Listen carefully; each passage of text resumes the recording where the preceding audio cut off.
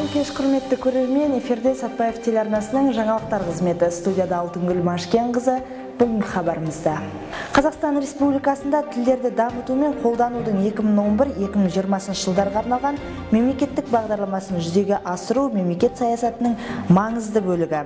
Сыбайлас жемқорлыққа қарсы күрес баршамызға ортақ іс.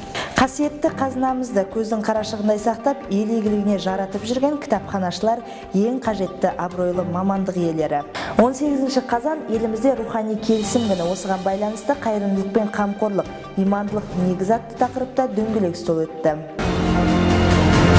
Бүгінгі таңда тілдерді қолдану мен дамыту мемлекеттік саясаттың маңызды бөлігі. Себебі үйлесімді әрі үлкен жауапкершілікпен жүргізілетін тіл саясаты бейбіт өмір мен бірліктің кепілі. Осы тұрғыда қаламыздағы ішкі саясат, мәдениет және тілдерді дамыту бөлімінің бас маманы Мадинат Балтина Қазақстан Республикасында тілдерді дамыту мен қолданудың 2011-2020 жылдарға арналған мемлекеттік бағдарламасын жүзеге асыру бойынша мағлұмат беріп өтті.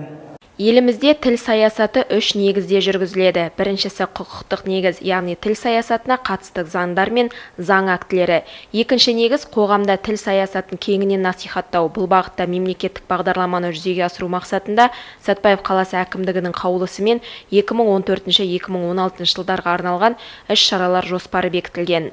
Бағдарламаның ішіндегі ең бастысы 2017 жылға дейін мемлекеттік тілді меңгергендердің үлес салмағын 80%-ға және 2025 жылы 95%-ға жеткізу міндеті тұр. Ал бағдарламаның үшінші негізі мемлекет тарапынан қаржылық көмек көрсету. Мемлекеттік тілді насихаттауда тілді үйретудің маңызы ерекше. 2010 жылдың маусым айынан бастап Сатпаев қаласының мәдени сауық орталығы коммуналдық мемлекеттік қазыналық кәсіпорынның оқу әдістемелік кабинеті жұмыс істейді. 2015 жылы 160 адам мемлекеттік тілге оқумен қамтылды. Бірінші, екінші тоқсан бойынша 99 мемлекеттік және азаматтық тұлға оқып, курс соңында қорытынды тест алынды. Тест қорытындысының нәтижелері бойынша хаттамалар толтырылды. 99 тыңдаушыға сертификат берілді. Жалпы оқыту курсы ұйымдастырылғаннан бері қаламызда 661 адам оқытылып мемлекеттік тілге, оның 624 тыңдаушыға сертификат берілді. Жалпы мемлекеттік тілді меңгеру деңгейі тек қана қазтест жүйесі бойынша емтихан тапсырып, сертификат алғандар саны бойынша есептеледі. Былтырғы жылы қазтест жүйесі бойынша 122 мемлекеттік қызметкер тест тапсырған. Ал биылғы жылы 29-30 қазан аралығында Жезқазған қаласында 60 адам диагностикалық тесттен, 10 адам сертификаттық ақылы тестілеуден өтеді деп жоспарлануда деген Мадинат Балтина қаламыздағы көрнекті ақпарат пен жарнама тіліндегі сауатсыздық үлкен алаңдатушылық туғызып отырғандығын тілге тиек етті. Қаламыздағы көрнекі ақпарат пен жарнама тіліндегі сауатсыздық үлкен алаңдаушылық туғызып отыр. Бұл тек біздің қаламызда ғана емес, республика бойынша өзекті мәселеге айналған. Ағымдағы жылдың мамыр-сәуір айларында меншік иесіне қарамастан қаламыздағы нысандардың, маңдайшаларындағы жазудың, сыртқы жарнамалардың, көрнекі ақпараттардың, хабарландырулардың, тіл туралы және жарнама туралы Қазақстан Республикасының заңдарына сәйкестігіне бақылау жасалды. Нәтижесінде заң бұзушылықтар мен қателер анықталды. Аталған кемшіліктерді жою мақсатында барлық меншік иелеріне, мемлекеттік және мемлекеттік емес ұйымдардың басшыларына, құзырлы органдарға хаттар жолданды. Қазіргі таңда кемшіліктерді түзету жұмыстары жалғастырылуда. Сонымен қатар осы айда облыс бойынша көрнекі ақпарат пен жарнамаға сауаттылық атты айлық жарияланып, біздің қаламызда да бақылау жұмыстары жүргізіліп жатыр. Бақылау барысында меншік нысандарының өкілдерімен түсіндіру жұмыстары жүргізілуде. 2015 жылы ұлты қазақ жастары арасында өткен орыс тілі білгірлерінің ой-сана атты облыстық олимпиадасы, өзге ұлт жастары арасында абай оқулары, үш тілді меңгерген жастар арасында тіл шебері және тіл тұнық ойдың кәусар атты облыстық байқаулардан қаламыздың оқушылары мен ұстаздары жүлделі орындармен марапатталған. Бұнымен қоса ағымдағы жылы өзге ұлт жастары арасында абай оқулары байқауы, қазақ әдебиетінің классигі Абай Құнанбаевтың 170 жылдығына арналған ақындар мүшәйрасы және мәнерлеп оқу байқауы өтті. Сонымен қатар Қазақ хандығының 550 жылдығы аясында аты әлемге машһүр Ілияс Есенберлиннің 100 жылдығына арналған үш тілде аймақтық ғылыми әдістемелік конференциясы ұйымдастырылып, қазақ, орыс, ағылшын, тарих пәндерінің мұғалімдері қатысып, түрлі орындармен марапатталған екен. Тіл саясатын жүргізудегі басты бағыттардың бірі ақпаратты қолдау көрсету. Биылғы жылы жергілікті Шарайна газетінде тіл саясаты туралы 29 мақала жарияланды. Сәтбаев қаласында тіл саясатына қатысты 4 көрнекі ақпарат бар. Тіл саясатына насихаттау бойынша СТА телеарнасында 30 бейнесюжет көрсетілген. Қазақстанда тұратын барлық этностардың тілдерін сақтай отырып, ұлт бірлігін нығайтудың аса маңызды факторы ретінде мемлекеттік тілдің кең ауқымды қолданысын қамтамасыз ететін үйлесімді тіл саясатын дамытудағы жоспар жүзеге асырылуда. Жалпы Қазақстанда тұратын барлық этностардың тілдерін сақтай отырып, ұлт бірлігін нығайтудың аса маңызды фактор ретінде мемлекеттік тілдің кең ауқымды қолданысын қамтамасыз ететін үйлесімді тіл саясатын дамытудағы жоспар жүзеге асырылып келеді. Қазіргі кезде қоғамымызда қауіпті құбылысқа айналған қылмыстардың бірі сыбайлас жемқорлық. Сыбайлас жемқорлық қылмыстарымен күрестің тиімділігін арттыру мақсатында қалалық ішкі істер бөлімі де бұл қылмыстарды тергеу үшін жедел тергеу топтарын құрып жұмыстар атқарудамыз дейді. Адамзатқа ертеден таныс сыбайлас жемқорлық заманмен бірге өсіп өркендеп, небір тегеурінді қарсылықтарға төтеп беріп, қайда мол қаражат пайда болса, сол жерге тамыр жайып, бүгінге дейін жойылмай отырған қауіпті кеселдің бірі. Басқа дамушы елдер сияқты біздің жас мемлекетімізде жегі құрттай бұл кесел айналып өткен жоқ. Республика президенті Нұрсұлтан Әбішұлы Назарбаев өзінің Қазақстанның әлемдегі бәсекеге барынша қабілетті 50 елдің қатарына қосылу стратегиясы, Қазақстан өз дамуындағы жаңа серпіліс жасау қарсаңында атты халыққа жолдауында ұлттық қауіпсіздік пен қоғамдық тұрақтылыққа төнген қатер ретінде сыбайлас жемқорлыққа қарсы күрес жөніндегі жалпы ұлттық кешенді бағдарламаны дәйекті түрде жүзеге асырудың қажеттігін айтты. Сондай-ақ жемқорлықпен күрес жалпы барша халықтың борышы екенін атап өтті. Бұл бағытта біздің қалалық ішкі істер бөлімінің қызметкерлері Қарағанды облысының сыбайлас жемқорлықпен күресу бағдарламасын орындау мақсатында жоспар негізінде жұмыстар атқарылуда дейді. 2014-2015 жылы Қарағанды облысының сыбайлас жемқорлықпен күресу бағдарламасында жүзеге асу шаралар орындалу жүргізіп жатыр. Сәтбаев қаласының ішкі істер бөлімінде бекітілген жоспар негізінде жұмыстар атқарылуда. Сонымен қатар қоғамдық дүрбелең орын алған нақты төтенше оқиғаларды талқылаумен сыбайлас жемқорлықпен ескертумен заңдылықты тәртіп сақтау Сәтбаев қаласының ішкі істер бөлімінде күнделікті таңғы жиналыстарды жеткізудеміз. Қазақстан Республикасының ішкі істер министрінің Қарағанды облысының ішкі істер департаментінен түскен нұсқаулар жеке құрамға оқытылуда. Қазақстан Республикасының ішкі істер министрлігінің және Қарағанды облысының ішкі істер департаментінің полиция қызметкерлерімен жасалған сыбайлас жемқорлық, құқық бұзушылық пен қылмыстар бойынша жеке құрам арасында төтенше жағдай ретінде есептеліп, осы жағдай бойынша талқыланады және баға беріледі. Сыбайлас жемқорлық қарсы күрес заңнамасының сақталуына және азаматтар мен конституциялық құқығын бұзбау жөнінде әңгімелесулер жүргізіліп, әр қызметтерге бақылау жүргізіліп отырылады. Сыбайлас жемқорлықтың жиі бой көрсететін ең қауіпті түрі парақор. Бірінші кезекте пара берудің себептерін, пара алудың жағдайларын түп тамырын жою үшін қоғам болып белсенділік танытуымыз қажет. Яғни пара беруде, пара алуда пайдалы болмайтындай, үлкен қылмыс ретінде саналатындай жағдай, қоғамдық сана қалыптасуы қажет. Парақорлық мемлекеттік аппараттың қалыпты қызмет етуіне бөгет болып, билік және басқару органдарының беделіне нұқсан келтіреді. Заңдылық қағидаларын жоққа шығарып, азаматтардың конституциялық құқықтары мен заңды мүдделеріне қысымшылық жасайды. Бүгінгі таңда әлеуметтік аурудың алдын алу және әшкерелеу үрдісі жылдан жылға өсе түсуде. Парақорлықпен елімізде көбіне көп қолында билігі бар, шешім шығаруға, бөліп бергізуге өкілеті жететін қызметкерлерінің айналысып отырғанын көрсетіп берді. Жаңалықтарымызды одан әрі жалғастырамыз. Адамзат баласының рухани серігі, қазына байлығы кітап. Адамға рухани байлық сыйлап, ғылым мен білімнің терең сырынан сусындатар мәдени орын кітапхана болса, барша оқырманды кітаппен қамтамасыз етіп отырған кітапханашылардың еңбегі ұшан теңіз. Ал осы кітапханашылардың мерекесі 15 қазан екендігін біріміз білсек, біріміз білмей жатамыз.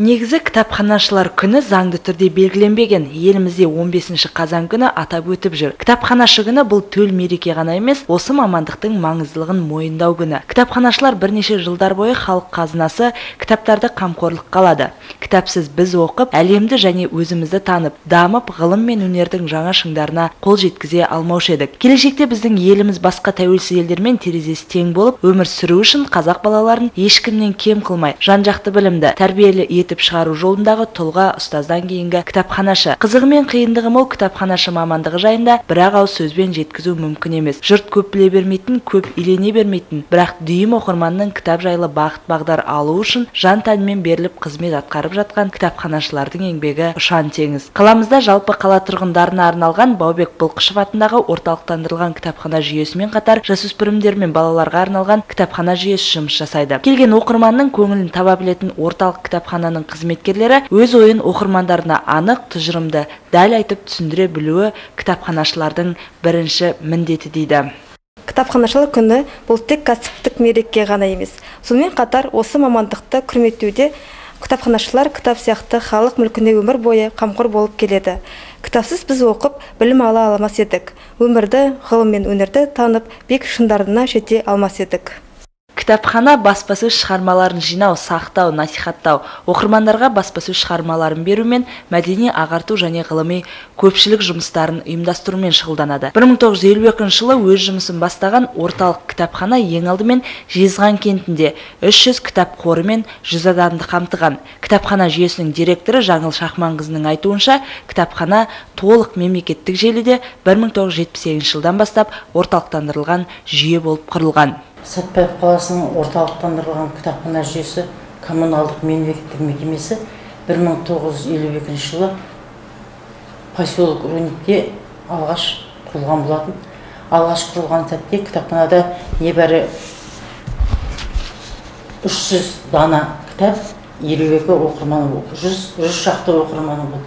Содан 1978 жылы орталықтандырылған кітапхана жүйесіне айналып, орталықтанған кітапхана жүйесіне Сәтпаев қаласы мен және маңайындағы поселоктарды қосып санағанда 13 кітапхана филиалы жұмыс істеп тұрған болады.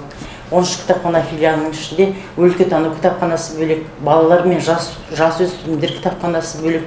Содан 1997 жылы енді орысша айтқанда годы оптимизация дейміз ғой, сол жылдары экономикалық кризисқа байланысты кітапханалар жалпы бүкіл Қазақстан бойынша жабыла бастағанда біздің системаңда 11 филиалы жабылып, осы орталықтанған кітапхана менен Бесабая елді мекеніндегі отбасылық кітапхана жұмыс істеп қалды. Қазір біздің кітапхана жүйесіне 2 кітапхана, орталық кітапхана мен отбасылық кітапхана жұмыс істейді. Біздің кітапхана қазіргі күнде осы қаламыздағы ең бір мәдени ошақтардың бірі. Аталмыш кәсіби мерекелер қарсаңында кітапхана директоры бұл күні өз қызметкерлерінде мерекелермен құттықтап, алғыс хаттарын да табыстады.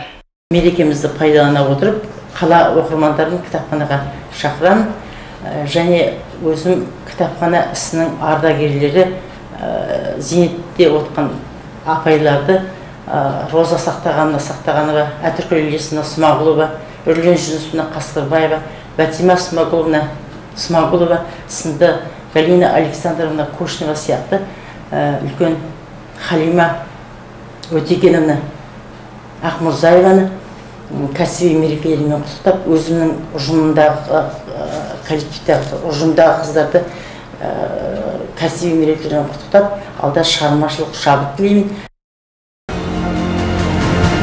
Қаламыздағы балалар мен жасөспірімдер кітапханасында бүгін рухани келісім күніне байланысты қайырымдылық пен қамқорлық, имандылық негізі атты тақырыпта дөңгелек үстел өтті. Аталмыш шара барысында қатысушы балалардың назарына ислам қандай дін, иманды бол, шәкәрім дін туралы атты бейне көріністер көрсетілді. Толығырақ әріптесім жалғастырады. 18 қазан елімізде рухани келісім күні. Осы орайда өткізілген аталмыш шараға Балмағамбет Балқыбайұлы атындағы мешіт өкілі Мади Берлібеков және Сәкен Сейфуллин атындағы гимназияның 8-ші сынып оқушылары қатысты. Шараның басты мақсаты оқушылардың мұсылман діні және теріс бағыттағы діни бірлестіктер туралы білімдерін кеңейте отырып, ой өрісін, қиялын, қызығушылығын, белсенділігін оятып, оларда ана тілін сүюге, адамгершілік қасиеттерді қалыптастырып, ғибрат сөздерді түсіндіріп, содан үлгі өнеге алуға баулу болып табылды. Шара барысында көрермен назарына дін ислам дінгегім, иманды бол, шәкәрім дін туралы бейне слайд көрсетіліп, қатысушы оқушылар тарапы ислам діні туралы ғибратты сөздер айтты. Сонымен қатар оқушылар аталмыш шараның басты қонағы мешіт өкілі Мади Берлібековке көкелерінде жүрген сауалдарын қойып, нақты жауаптар алып жатты.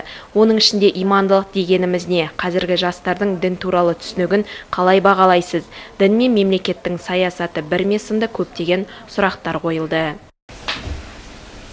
Ол кісі бірде бір монахтардың арасында қалып қойды екен да. 100 мыңдаған монахтың арасында қалады екен. 100 мыңдаған монахтың арасына кіріп кетеді екен да, сол уақытта ол кісілердің ғалымдары болады екен өзі. Бір жылда бір-ақ рет келіп насихат айтады екен да. Сол монахтардың ғалымдары. Сол кісі арасында тұрады, монахтардың ғалымдары келеді, монахтардың ғалымдары уағыздарын бастамай тұрады екен. Неге бастамай тұрсыз? Бастаңызса деп халық шулап кетеді екен. Халық шулағаннан кейін жаңағы айтады, мен бастай алмаймын, өйткені араларыңызда бір мұсылман адам бар дейді. Бір мұсылман адам бар, ислам дінін ұстанатын. Барлық адамдар шулап, қайда ол, қайда біз оны тауып алайық деп жаңағы адамдар. Жоқ, оған тиіспеңіздер дейді. Ол өзі шығады қазір. Егер сіздер тиіспейтін болсаңыздар, ол өзі шығады, сосын мен онымен сөйлесем дейді. Жарайды, тиіспейміз деп адамдар бар келісіп, Баязид өзі шығады ортаға. Айтады, кімсің дейді, Баязидпін дейді. Жаңа ғалымдар сұрап отырып, 100 мыңдаған адамның алдында. Баязидпен дейді. Мұсылмансың ба дейді, Аллаға шүкір мұсылманмын дейді. Ислам дінін ұстанамын дейді. Айтады, мен саған сұрақтарым бар дейді. Соған жауап бересің ба дейді. Мен жауап беремін, Алла қаласа дейді. Айтады, бірінші сұрағым дейді. Бір дегеніміз не дейді, екіншісі жоқ дейді. Баязид айтады, бір дегеніміз бір Алла дейді, екіншісі жоқ дейді. Яғни бір Алла, екіншісі жоқ. Яғни көп адамдар осы арқылы адасады, серік қосу арқылы. Шара соңында кітапханашы Әлия Шегебаева имандылық жүрекке ұяласа атты кітап көрмесімен таныстырып өтті. Біз бүгін осы дөңгелек үстелден оқушыларға қаламыздың мешітінен Берлібеков Мади атты имам келіп отыр. Біздің оқушыларымыз көптеген көкейлерінде жүрген сұрақтарын қойып, осы дінге қатысты, ислам дініне қатысты көптеген сұрақтарын қойып, жауаптарын алды. Бұл өте үлкен жауапкершілігі мол іс болды. Себебі оқушылардың мұсылман діні және теріс бағыттағы діни бірлестіктері туралы білімдерін кеңейтіп жатыр.